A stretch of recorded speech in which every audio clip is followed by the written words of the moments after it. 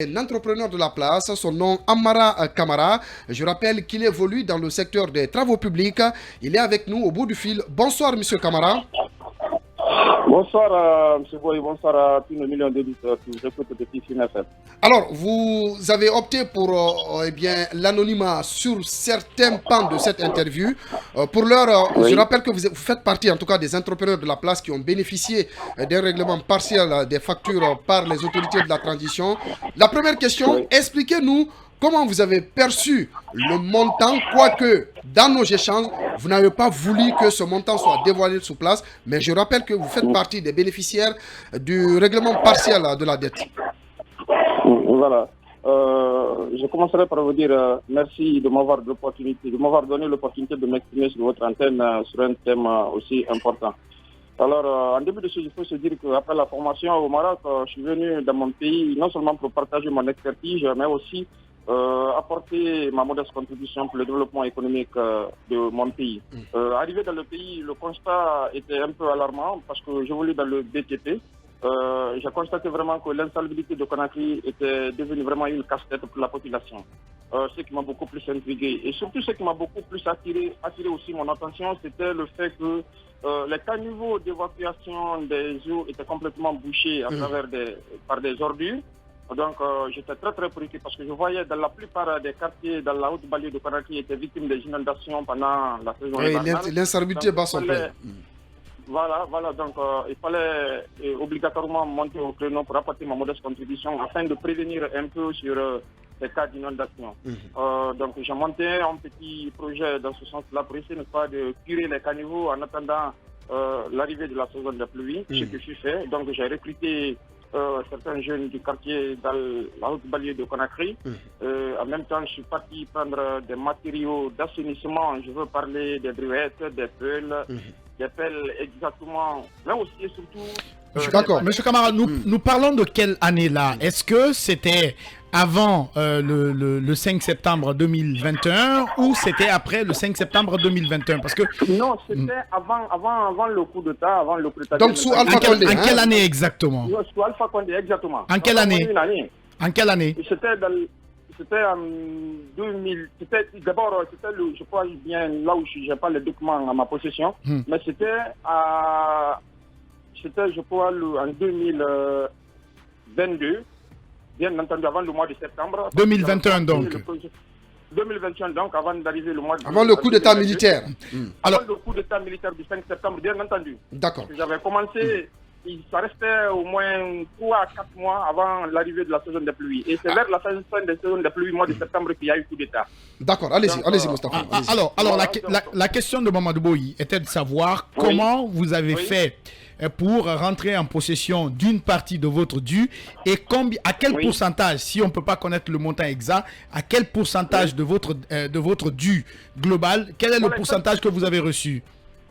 Il faut se dire que ça n'a pas été quand même facile pour moi parce que après avoir réalisé les travaux sur le terrain, j'étais complètement acculé par mes employés, mais aussi des personnes qui m'avaient aidé à avoir ces matériaux-là. Donc vos fournisseurs en quelque sorte, hein, voilà. Voilà, vos fournisseurs en quelque sorte, quoi. Donc c'était pas facile pour moi.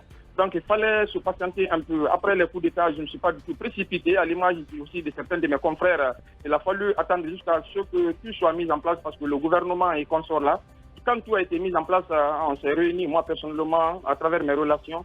J'ai essayé, n'est-ce pas, d'exposer, parce que j'avais tous les documents au grand complet, essayer de passer par mes relations pour que je puisse d'abord les faire part de ma contribution à travers mon projet, mais je les fais comprendre toute la situation. Donc, par mes canaux, maintenant, ils ont eu à examiner tous les dossiers et il fallait maintenant me patienter un peu, d'après ceux qui m'ont dit de me patienter un peu pour que je puisse, n'est-ce pas, être financé. Alors, quel est le pourcentage? On peut avoir l'idée du pourcentage Voilà, approximativement, je suis au moins de 60 à 70% de mes financements parce que tout n'a pas été financé. D'accord. Mais quand même, j'ai reçu un montant qui m'a permis, n'est-ce pas, de soulager un peu mes employés et aussi de rembourser une partie des dettes des personnes avec qui... Justement, en parlant de ce pan, allez-y, Mme Diombo, sur la question. Vous avez une dizaine d'employés, d'accord?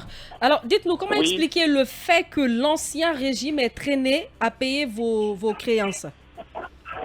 C'est la question que vous et moi on se pose, parce que moi je pense que les petites et moyennes entreprises viennent, n'est-ce pas, pour compenser les efforts du gouvernement, surtout dans les actions de ce genre-là. Moi je pense que c'était une opportunité pour nous d'apporter notre modeste contribution. Ben, je me suis posé la question, ainsi que tant d'autres entrepreneurs, par où exactement où ça bloquait. Bon, je ne sais pas moi.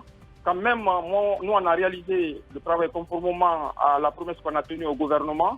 Mais malheureusement, ça traînait toujours. À chaque fois qu'on parle, on dit déjà...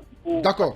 Ça va venir. Alors, M. Camara, le circuit était là. Monsieur Camara, est-ce qu'à date, vu que le gouvernement a souscrit au règlement partiel de la dette intérieure, vous-même vous dites que vous avez perçu entre 60 et 70% de votre montant, est-ce que vous avez pu payer vos salariés et faire face, par exemple, disons, aux dettes contractées auprès des fournisseurs? Oui, c'est ce qui m'a beaucoup plus soulagé. J'ai essayé, n'est-ce pas, de régler au moins à 80% mes employés, parce que moi-même, la conjoncture est très difficile. Moi-même, prendre mes propres prêts, je n'avais pas tellement d'argent pour les soulager. Donc, il a fallu que le gouvernement fasse cette bonne volonté-là pour que je puisse, n'est-ce pas, les désintéresser au moins à 80%. Et auprès de mes financiers aussi qui m'ont donné des matériaux, je me suis battu pour qu'à travers même cet argent-là, je les paye au moins à 90%. Et ils m'ont compris, finalement, parce que c'est une information qui est à la portée de tout le monde. Ils ont compris que vraiment, je n'ai pas été payé. Si j'avais été payé, je n'aurais pas donné l'argent. Cela allait entraîner les frustrations. Mais eux-mêmes, ils ont compris que le gouvernement sortant n'a pas eu la bonne volonté de financer les projets. Mais que c'est maintenant là que je viens de faire. Eux-mêmes, ils saluent, n'est-ce pas, ce courage, cette bravoure du gouvernement actuel, vraiment de nous accompagner à travers... Dernière question avec vous, Moustapha Biki. Alors, vous parlez de bravoure, de courage des nouvelles autorités, mais quelle est la garantie qui vous a été donnée quant au reliquat? Est-ce que on vous a dit, on a donné une échéance par exemple de paiement par rapport aux 30% restants ou en tout cas aux 20% restants? Non, nous on est déjà reçus, parce que moi personnellement je suis complètement ragaillardi par rapport à leur volonté là.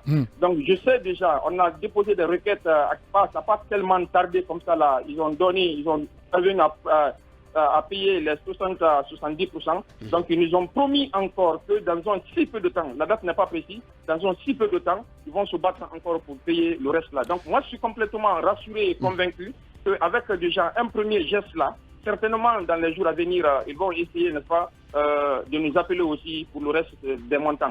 Donc, grand merci. D'ailleurs, de votre antenne là, allez-y. De féliciter et remercier les nouvelles autorités vraiment pour ce courage qu'ils ont déjà pu faire. Parce qu'on ne peut pas parler du développement d'un pays sans parler de l'assainissement. Moi, je pense que toute la jeunesse guinéenne aujourd'hui veut s'investir dans le domaine de l'entrepreneuriat, mais il faut que le gouvernement les accompagne, il faut nous accompagner.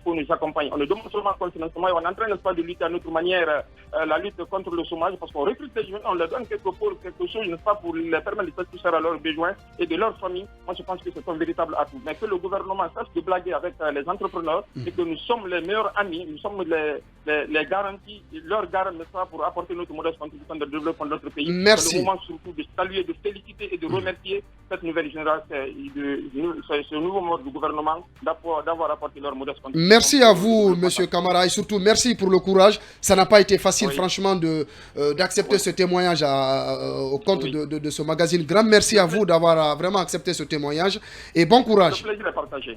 Merci beaucoup.